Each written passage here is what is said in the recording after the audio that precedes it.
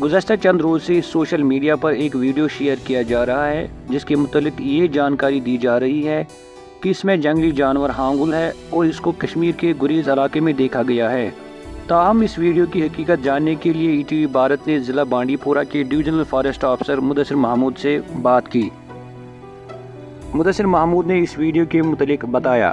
देखिए, जब मेरे ओपिनियन में जो ये वीडियो है और ये फेक है न, ये हांगुल है, ये रेड डियर है और ये वेजिटेशन भी गुरेज की नहीं है। तो मेरे ओपिनियन में ये फेक वीडियो है। तो इस इलाके में सर आपने ये मतलब इस तरह का कोई जानवर या डियर हांगुल नहीं देखा है? मैंने तो नहीं देखा, लेकिन डिस्ट्रीब्यूशन है हांगुल की इस एरिया में, लेकिन ये वीडियो फेक है। रेड डियर कश्मीर के किसी भी जंगल में नहीं पाया जा रहा है और नहीं आज तक कभी इसको देखा गया है। ये जानवर यूरोपीय ममालिक, ईरान और मगरबी एशिया में पाए जाते हैं। हांगुल कश्मीर का एक मारूफ जानवर है जो नेशनल पार्क दाचीगाम और त्राल की शिकारगाह में पाया जाता है। जंगलों में इंसानी मुदाखलत और सीमेंट फैक्ट्रियों के तमीरात से हांगुल की आबादी में कमी हो रही है। ताहम महकमा वाइल्ड लाइफ के मुताबिक प्रोजेक्ट हांगुल के तहत हांगुल की आबादी में इजाफा हो रहा है।